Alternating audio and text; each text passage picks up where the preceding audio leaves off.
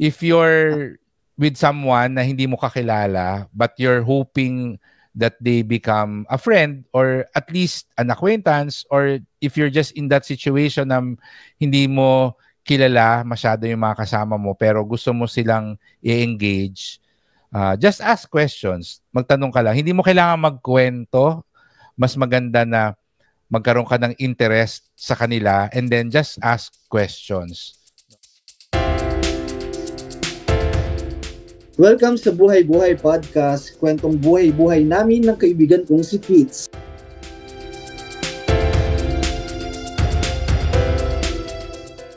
Hello Nico, kamusta? Kamusta ang buhay-buhay? Ayos naman. parang di lang nag-usap, parang kailan na. Ikaw, kamusta naman? Oo. Ayos naman, maraming ginagawa, but syempre, kailangan natin maging productive at marami tayong goals for 2025 na gustong ma-achieve. Kaya ito tayo. As much as possible ay ginagawa natin na productive yung bawat araw natin. Yan. Ikaw ba? Kamusta ang linggo mo so far? Ang linggo ko so far, masasabi ko yung mood is sakto lang. Sakto lang. Oo. May medyo sad, pero meron ding happy. Ayun. Ayan. So, tanungin ko na lang, ano yung nagpa-happy sa'yo? Yung nagpa-happy sa akin, siguro kasi yung magaganap this weekend. So, another milestone sa side hustle ko. Magiging tayong parang isa tayo sa mga vendor or sponsor. Nga, yun. Siyempre, ng brand awareness, di ba? Yung mga tao about dun sa brownies na binebenta ko. So, yun yung nagpapa-happy sa akin. Yan. So, kasi syempre, importante talaga sa isang business na meron ka mga marketing activities and congrats at part ka ng isang upcoming event this weekend and hopefully ay marami ka makuhang orders para malibre mo ako ng lunch. Pag nagkita tayo. Sana nga.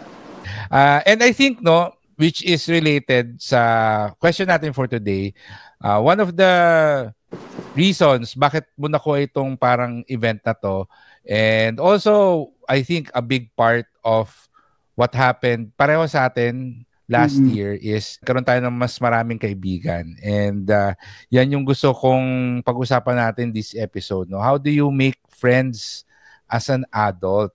Kasi nabasa ko to a few years ago na habang tumatanda ka, mas mahirap makamit ng kaibigan. Diba? Magkaroon ng bagong kaibigan. And napaisip ako, sabi ko, hindi ko siya problem, but I can understand, na oo nga, for most people, mahirap makamit ng mga bagong tao, makipagkaibigan, probably because busy sa work, and aminin natin, hindi naman lahat ng katrabaho mo gusto mo maging kaibigan. So, kung bahay opisina ka lang, very limited dun sa mga katrabaho mo yung mga possible mo maging bagong kaibigan. And then after that, syempre kung matagal ka na doon sa office, there's very few opportunities for you to meet new people. Ayan. Ikaw ba, sa tingin mo, nahihirapan ka ba magkaroon ng mga bagong kaibigan? Mahirapan magkaroon ng mga bagong kaibigan. Last year medyo hindi naman Ayun nga. Kasi parang yung iba naman din kasi parang na-meet ko na rin online. I mean, sa online lang. Then, pag nakita ko, binabati ako, ganyan. Nag-hi, ganyan. Pero, dati, nahirapan din ako kasi medyo, din ako dati. Yung tinatawag nilang introvert. Kasi parang, introvert.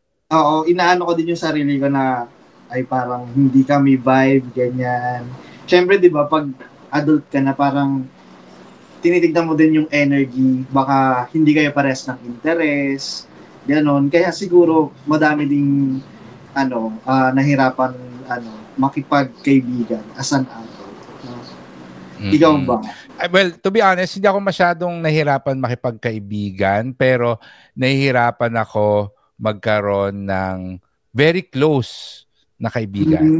And siguro kasi part na rin ng trabaho ko na madalas ako makipag-interact sa mga tao because I do speaking engagements, may mga corporate training ako.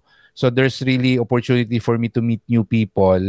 And I would say na madali akong makipagkilala, mag-introduce ng sarili ko, makipagkaibigan. Pero yung talagang magiging close friend mo, siguro yun yung pinaka-struggle ko. Because number one, busy din talaga ako. So and then I would say, which is related dun sa magiging tip ko later, no? Medyo weird din kasi yung mga trip ko. So, hindi ako yung typical yung mga hobbies ko is not that common. Although, recently, may mga nakikilala na ako na kapareho ko ng mga interest. And I think that's very important if you want to make friends as an adult.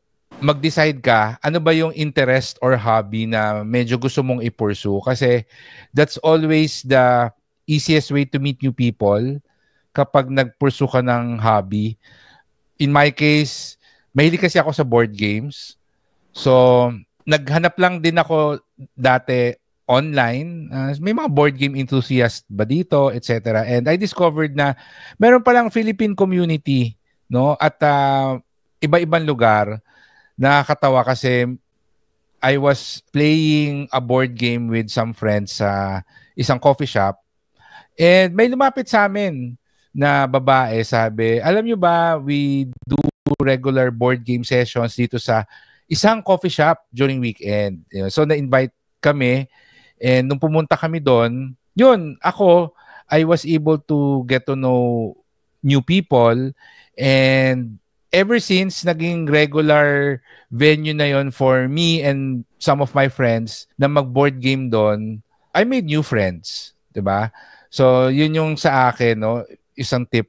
Think of a hobby or interest that you have, tapos find a community or a group of people who share that interest. May mga kilala ako nahilig sa Spartan, no? Spartan race or even just running. Sa pagsali nila parate sa Spartan at sa pag-training nila sa gym, may mga nakakilala sila sa gym pa lang may mga new friends na kagad yung isa kong kaibigan dahil nagtitrain siya for Spartan. So, yun, may mga bago siyang barkada, may mga bago siyang kakilala and I think that's the first step to be able to introduce yourself to some people and then it's up to you if you want to take that friendship to the next level na mas maging close kayo hanggang sa maging tropa mo na or barkada. Yan. Ikaw ba, Nico, ano bang mabibigay mo na tip for people na gustong magkaroon ng mas maraming kaibigan? As an introvert, joke. Oo. Ayun. Dati nga, ako, medyo introvert nga kasi parang inaano ko yung sarili ko hindi naman sa nilalayo sa mga tao. Ayun, parang hindi ko lang feel talaga makipag-friends dati. Though, pag may mga social gathering naman, kahit na dati pa, kaya ko rin naman na makipag-interact. I know how to introduce myself. Then, I know naman how to find the common grounds para at least pag nag-usap kayo, medyo may pag-uusapan na kayo, di ba? Pero yun nga, tama yung alamin mo kung ano yung mga interest mo. Kasi pwedeng mahilig ka sa mga outdoor adventure, pwedeng mga hiking, or mahilig ka sa beach. Katulad yan, may mga sa mga Facebook, may mga group na mga ganon. Tapos doon, makakilala ka ng mga bagong tao, di ba? Or pwede ring, mahilig ka mag-gym. Sa gym, minsan, makikilala mo rin yung mga tao doon. Katulad ko dati, nag-gym ako dati. Tapos, medyo hindi ako, sa mga tao. Medyo hindi ako nakipag-usap. Tapos, ayun, sila yung lumalapit, ganyan. So, yun, nakipag-usap na ako. Pero hindi naman ganun totally close. Pero yun nga, pag may same interest kasi kayo mas madaling makipagkaibigan, di ba? Or pwede ring Totoo. mahilig ka sa coffee shop or mga foodie na tao, ganyan, di ba? Depende talaga sa interest din. Ayun. Naalala ko yung isa kong kaibigan na naglalaro ng Pokemon Go, no? Late na siya nag-start. Actually, last year lang, 2024, which is super late na, no? Given na 2016 ba, 2017 pa nag-start yan. Pero nakahabol siya and napansin niya na may mga naglalaro pala dun sa area niya, malapit dun sa condo niya. And sumama lang siya ng sumama. Medyo introvert din yon, hindi siya masyadong nakipagkwentuhan, pero very friendly kasi yung gaming group na malapit sa kanya. And last time, since naglalaro din ako ng Pokemon Go, sumama ako dun sa grupo nila. And ano na siya, no? Very active na siya, maingay na siya dun sa grupo. Kasi I can imagine siguro na first few times na sumama siya doon, tahimik lang yan. Kasi yun talaga yung nature niya. Pero ngayon, grabe ang ingay niya na nakikipag-joke na siya doon sa mga doon sa mga kasama niya. Ako naman yung tahimik kasi siyempre, tama din sinabi mo, titimplahin mo muna yung mga tao. And nothing wrong with that na medyo mag-observe ka muna. And then pag may mapapansin ka na medyo okay to so sa kanya ka medyo didikit and hanggang sa magkukwentuhan na. Ang pinaka-challenge lang naman talaga dyan is yung having the first conversation, yung being ano ba yung pag-uusapan nyo sa, ano pag-uusapan natin kasi hindi natin makakilala. Di ba?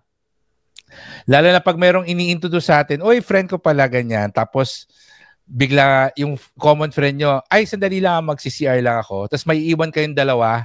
Di ba? Ang awkward nung situation na yun. Oo. But alam mo, ang tip ko dyan, siguro second tip ko na lang din, is ask questions.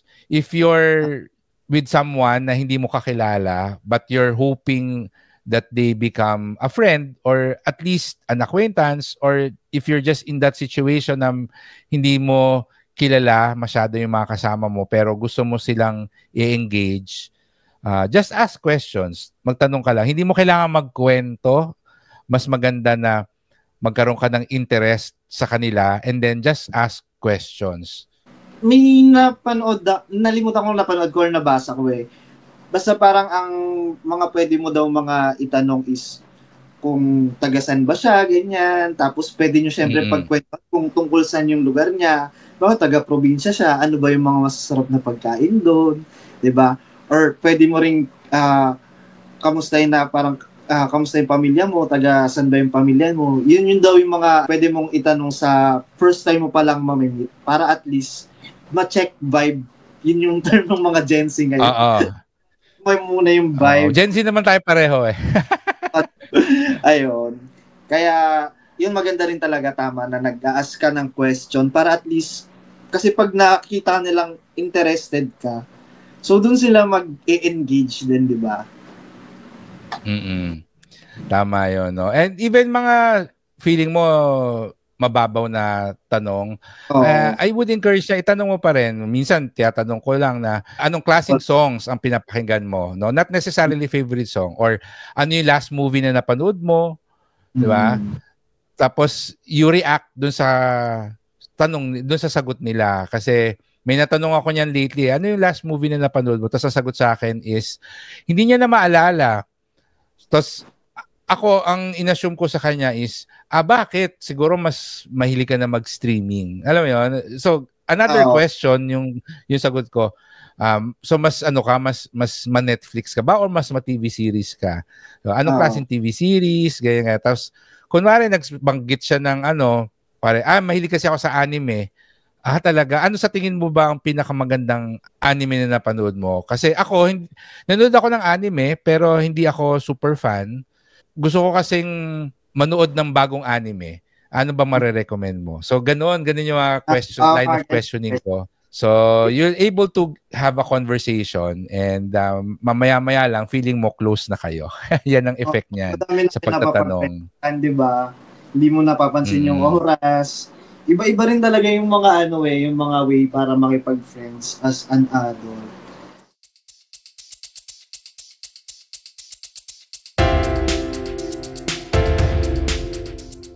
Hello, si Nico ito. Bago tayo magpatuloy, gusto ko lamang kayong i-invite sa aming website na buhaybuhaypodcast.com. Nandun ang aming mga episode show notes and videos, and very soon mga exclusive special videos and extended episode. Kaya kita-kita tayo sa buhaybuhaypodcast.com.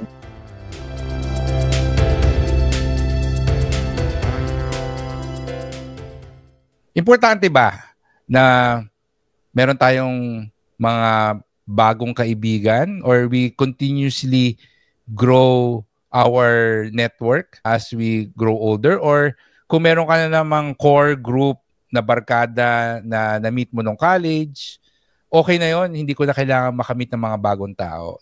Ano sa tingin mo? Is that important? Yung continuously lagi kang may nami-meet ng mga bagong tao? Yung para sa akin, kasi parang ano yan eh, iba-iba kasi, pero para sa akin, maganda na may namimit kang mga bagong tao kasi syempre iba-ibang tao, iba-iba ng ideology. Ideology. Yung iba-iba sila, iba-iba sila ng tawag dito, ng mindset. Values, mindset. Values. Kasing ano eh, 'di ba, as we grow old, dapat mas madami tayong natutunan, or kung ang connection naman yung habol mo, iba pa rin yun. Tapos, pero kung mas gusto mo naman na parang ito lang yung friends mo, pwede rin naman yun. Pero, yun nga, para sa akin, mas mahalaga na may namimit ka rin bago para at least nag-grow ka din, di ba? Ikaw ba? Anong sa tingin? Para sa akin, important na may continuously na nakakamit ka ng mga bagong tao. Kailangan mo lang naman silang makilala ng konti, hindi mo naman ibig sabihin totrupahin mo na, ano? Because I agree doon sa sinabi mo, a lot of people will have different values, principles, mindset, and sometimes doon muna di-discover yung mga bagong perspective in life by meeting new people. Very similar sa pagta-travel yan eh. Pag nagta-travel ka, may mga na-observe ka, ay wala sa Pilipinas to, or wala ito dun sa city ko. It widens your perspective in life. So, mas nagiging creative ka. It affects the way you think. Nag-i-increase yung empathy mo sa ibang tao kasi you understand them better by talking to them, by talking to more people na, ito pala yung perspective nila, etc. And also, yung mga opportunities in life, it's always connected to a person.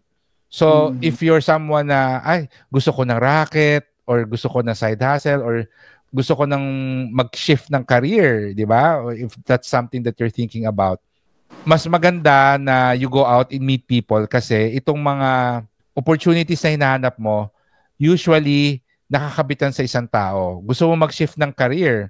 So, meet someone who is already working in that career para mabigyan ka ng tips, or naghahanap ka ng side hustle. So, meet people, baka mamaya may makilala ka na siya pala yung magiging kliyente mo doon sa side hustle mo, or siya yung mag-i-introduce sa'yo sa isang side hustle na pwede mo gawin or magugustuhan mo. So, opportunities are always connected to people. So, it's important to meet new friends every now and then. Yung making them your close friends, I think optional na yon, kasi at the very least, ang important is we interact with different types of people because it helps us improve as a person. Agree naman ako doon. Sabi nga nung dati kong boss na parang tayo nga, in human nature natin na makipag-socialize. Yun. Kaya importante na nakikipag-interact tayo sa mga bagong tao. Tama ka dun pag yung bagong connection, mahalaga din yun kasi nagbibigay yun ng mga new opportunities sa atin Siguro ang medyo challenging lang talaga is kung gusto mong i-keep, kung gusto mo sila maging close friend lahat, which is impossible naman.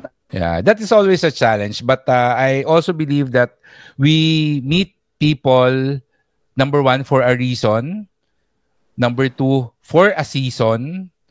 And then number three, for a lifetime. So may mga namimit tayo dahil meron silang lesson lang na ibibigay sa atin. Tapos may mga tao tayo, may mga nagiging friends tayo for a certain season, era of our life lang. Diba? For a season lang. College years lang, or during your time working in a particular company, yun lang yung season nila. And then of course, there will be friends that we will keep in our lives for a lifetime. And Siyempre yung mga nag-decide tayo na these are the people that I will keep for my lifetime, yun talaga dapat yung tinitreasure natin. Maraming salamat sa pakikinig. Please remember to subscribe, leave a review, and share this podcast with your friends. For more information and to contact us, you can visit buhaybuhaypodcast.com.